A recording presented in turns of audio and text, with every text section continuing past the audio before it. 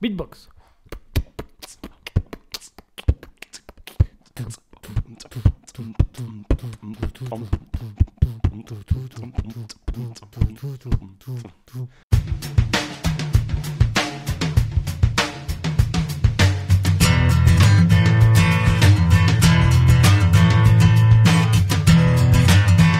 Un truc, c'est mon pote qui m'avait raconté ça. Et si tu veux faire du beatbox, il y a deux trucs à faire. Le premier, c'est juste mets ta capuche, mais pas ta capuche. Et tu retires toutes les voyelles.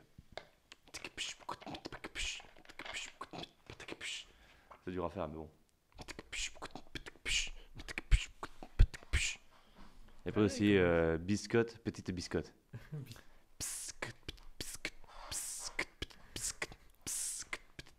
On devrait faire une vidéo là-dessus, les phrases à la con pour faire des beatbox.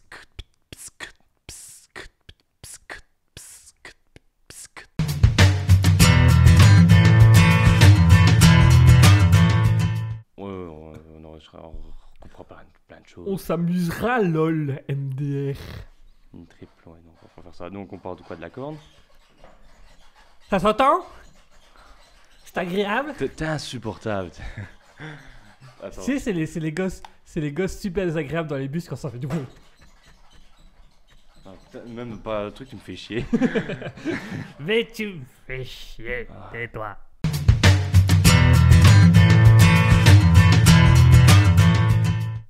Non, mais la corne, qu'est-ce que tu pourrais dire avec la corne? Eh ben, nous pouvons dire, chers téléspectateurs, que la semaine prochaine se tient les corneries d'Ebly.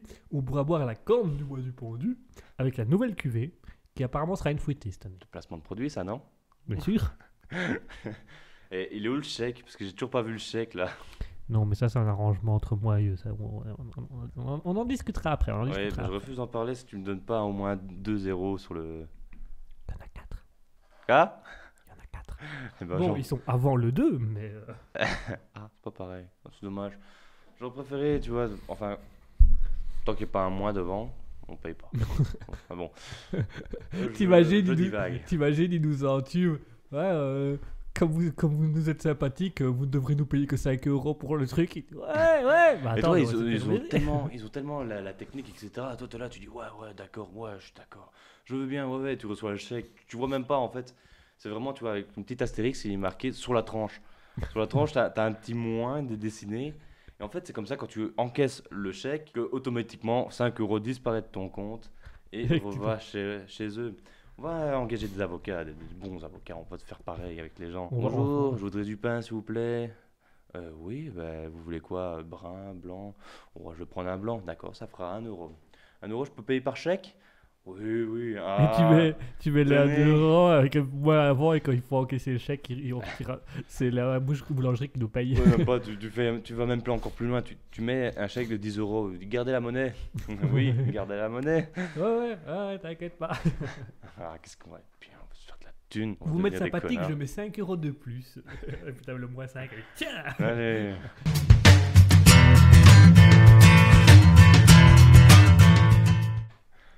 Ah là là, ça me rappelle quelques sketchs, etc.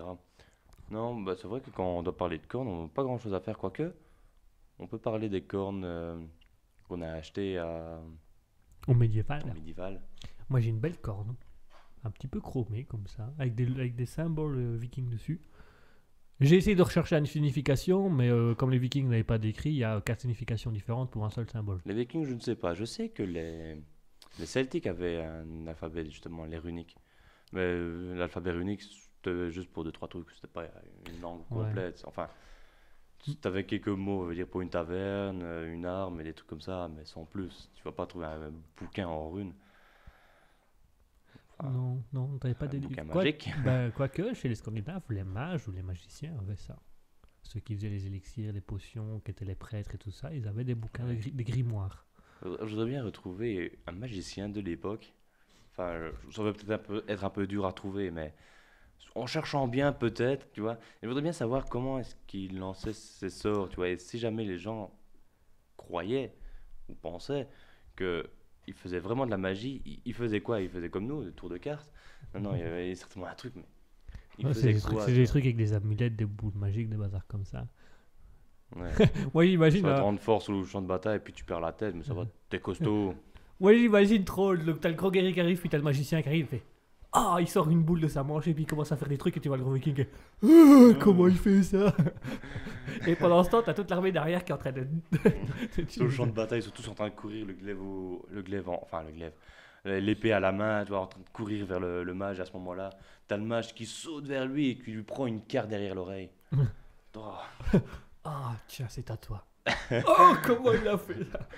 C'est un peu comme les street magiciens, là, ceux qui font la magie de. Où t'as tout le monde qui s'arrête autour qui fait oh, comment il fait ça, mais trop fort. Et refais ça à un autre. Et tu vois la toujours guerre le mec derrière. derrière, t'as toujours le mec un peu en arrière, tu vois, qui lui, tranquillement, le complice du magicien, qu'on appelle ça généralement, enfin, je sais pas si on appelle ça généralement, moi j'appelle comme ça, qui va dans les poches des gens et qui font disparaître ton portefeuille, ton liquide, ton argent. J'ai trouvé comment on va devenir riche. Ouais, je fais des conneries sur la place et toi tu vas chercher dans les poches. On va faire cette méthode. Ah bon, bonne méthode. Eh attends, on devrait parler de cul. On peut parler de cul, moi. Parle de cul quand tu veux, ouais.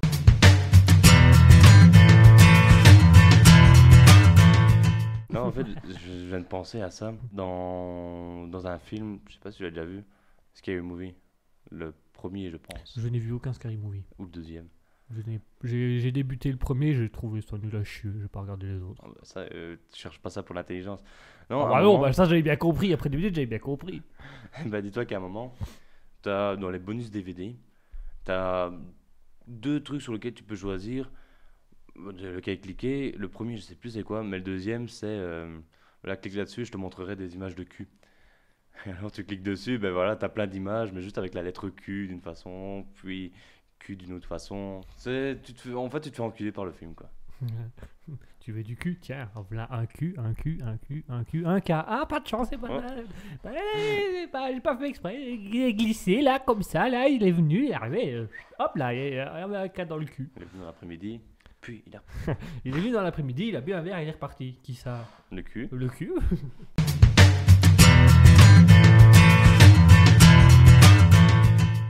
C'est toujours férié le 14 août? Non, c'est le 15 août qui est férié. Ah ouais. Le 14 août, c'est pas férié. Ah. Le 14 août, alors je t'explique. Le 14 se situe entre le 13 et le 15. Le 15, il y a le congé, mais le congé se fait entre le 14 et le 16, que le 15.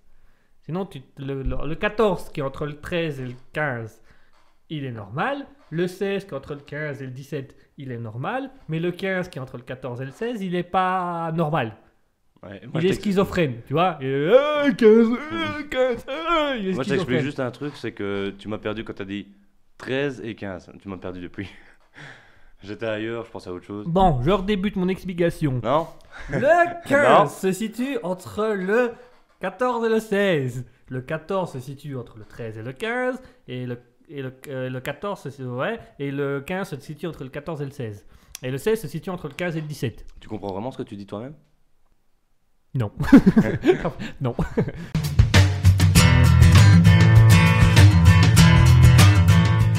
C'est toujours un peu mieux que juste des pâtes blanches, tu vois. Bon, ben, un petit peu de poivre après. Par Le contre, succès est garanti. Par contre, il y a un curé qui fait une très bonne pâte à la sauce blanche, c'est l'abbé Chamel. Ah, je crois que tu vas sortir. Hein. Bon, bah ça va, je dirais plus rien. Moi, je donnais mes contacts culinaires. Maintenant, si ça ne t'intéresse pas, c'est ton problème. Eh ben, je sais plus c'est qui avait parlé de ça, mais dis-toi que j'ai vu. De l'abbé Chamel? Non, d'autres choses. Culinaire plutôt. Mais j'ai entendu qu'il y avait justement. Je crois que c'était un youtubeur qui avait parlé de ça, ou un groupe YouTube qui avait parlé comme quoi il y avait un bouquin qui te permettait de faire toutes des recettes, etc. Tu vois, comme les recettes de cuisine. Sauf que l'ingrédient principal, c'était le sperme humain. Oui, des fois, t'as des trucs vraiment bizarres. C'est comme un autre youtubeur qui parlait que tu pouvais essayer de faire un style d'élixir. Ami du bon goût, bonsoir. Non, le bon goût, l'a déjà perdu depuis longtemps. Mais J'imagine un restaurant là-dessus. Bonjour, pour vous, qu'est-ce que ce sera?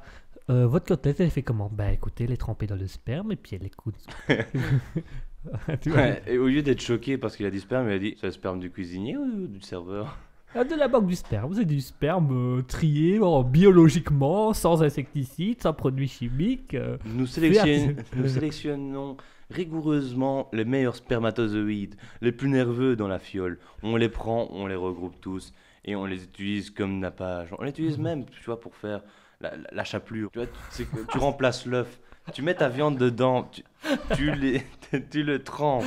Après, tu mets tes petits morceaux au-dessus, et puis tu cuis tout ça. Et ça donne un goût totalement différent. C'est une explosion de saveur dans la bouche, avec des spermatozoïdes qui vont entre les dents. Tu vois. En plus, ce qui est pas mal, c'est que les spermatozoïdes, ils vont aller chercher ce qu'il y a entre tes dents. En même temps, ça lave tes dents, tu vois. Comme ça, moins, t'as plus besoin de te brosser les dents après.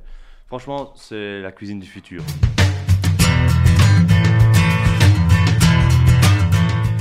Parce que la violence fait partie de notre monde. On est trop sur Terre. Ah ouais, c'est juste, faut encore que je te pète ta gueule. T'inquiète pas. On a promis, comme on est potes, je me défendrai. Promis, comme on est potes, je me laisserai pas faire. Ça va? Ok. Allez, je te mettrai un petit peu de challenge. Promis, comme on est potes, je te tue pas tout de suite.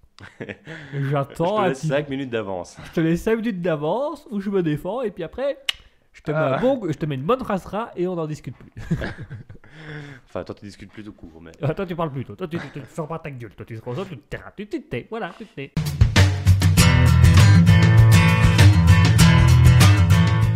Moi, j'imagine le gars qui a pas tout compris à sa vie, qui joue à la baballe avec le chien en tirant des coups de fusil. Va chercher la balle. Oh. Et tu vois le chien qui regarde. Mais... Il te revient vraiment avec la balle, tu vois, dans le La- museau. Et il la rend et l'autre il la remet dans le pistolet et il la retire à nouveau. Il la retire 25 fois d'affilée. Puis tu vois, il revient, mais avec un bras humain. Il a un pistolet au bout, il a plein de balles dedans.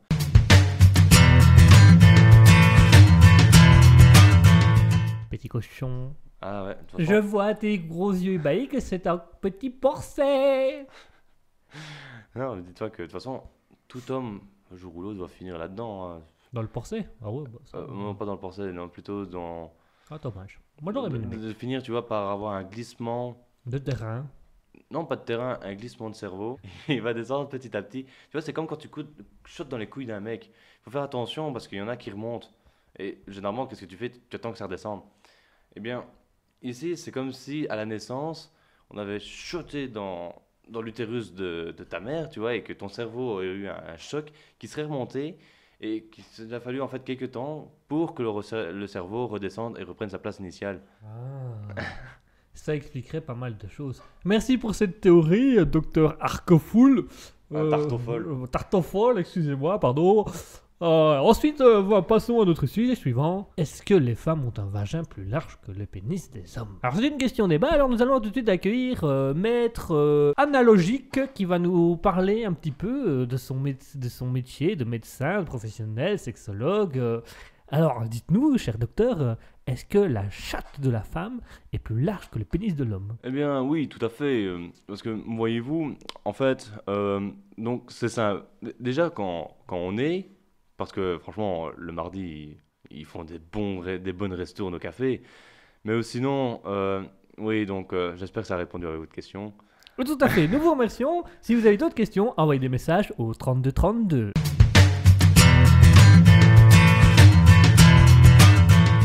Non, on parle doucement. Oui, nous sommes non censure. Enfin, on s'auto-censure. Non, moi, je me censure pas. Hein. Moi, je m'auto-suce, mais ça, c'est encore autre chose. Ça, c'est mon problème. Ça, c'est ma vie personnelle. Ça ne vous regarde pas. Mais cela ne nous regarde pas. Mais cela ne nous regarde pas. Il paraîtrait qu'on l'aurait vu dans un club échangiste avec une préférence zoophile pour les hamsters, mais cela ne nous regarde pas. Nous pouvons bien en parler, puisque de toute façon, à l'heure actuelle, plus personne ne nous regarde.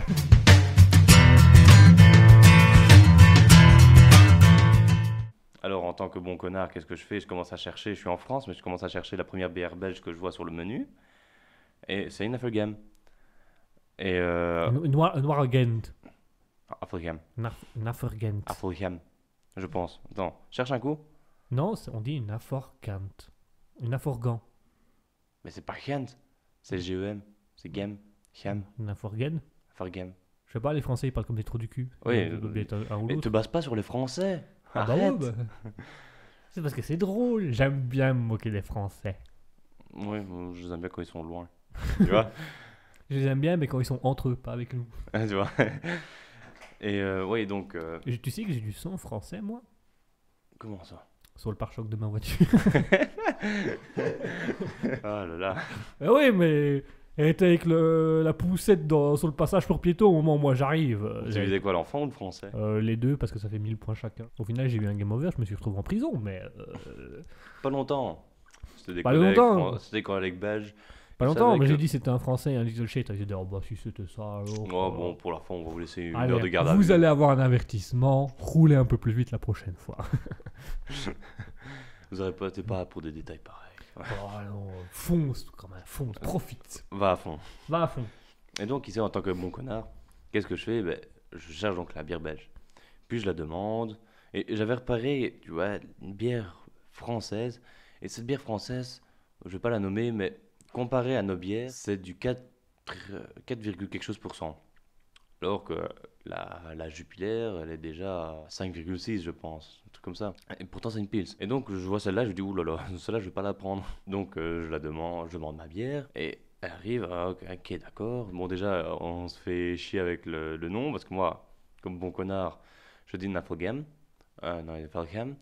Et elle est là, elle me dit, pardon. Et après, t'as justement ma marraine avec qui j'avais été au resto, qui dit comme ça, oui, mais il faut le dire comme les Français, une Nafelgem. Ah, oui, une Nafelgem. Donc, elle va commander, etc. Puis elle revient. Et elle dit, bah, désolé, on n'en a plus. Par contre, je peux vous proposer une bière française qui est de la région. Franchement, qui est très bonne aussi. Je dis justement, en tant que bon connard, ouais, mais c'est une bière française. Bon, elle a pas totalement aimé parce qu'elle a dit, vous savez, on peut faire de bonnes bières en France aussi, hein. Ouais, bon, ouah. Entre la pisse et l'huile, c'est très bon. Hein. Oui, ça oui. Et alors, à la fin, je commande quand même, tu vois, un peu à contre-cœur. Et puis, je la goûte. Et en fait, pour eux, c'est une bière. Je sais pas c'est quoi comme bière, tu vois. Moi, on va dire que c'est artisanal et local.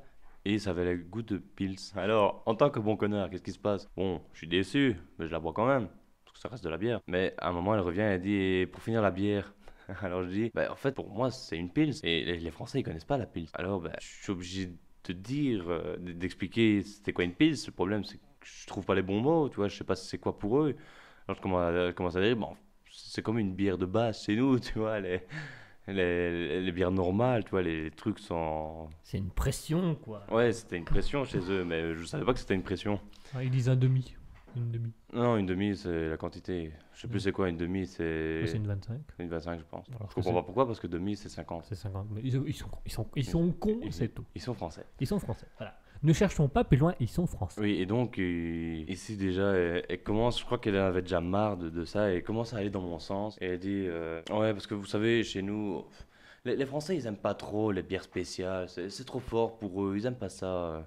C'est pour ça que généralement, une bière spéciale chez nous, ça a le goût de vos pils, et une normale, quoi, une pression. C'est un goût moins bien, c'est plus bas de gamme, c'est un truc comme ça. Et tu vois, elle était vraiment partie dans mon sens, parce qu'à mon avis, elle en avait un peu plein le cul.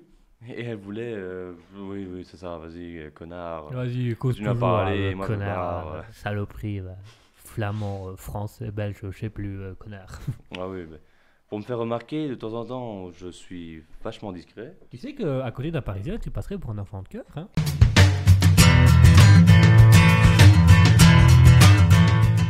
Et elle Quand a ma dit, maman rentrerait, nous irions tous les deux à la Bah. voiture Et on baladera et on baladera le chien dans les bois, après les bois.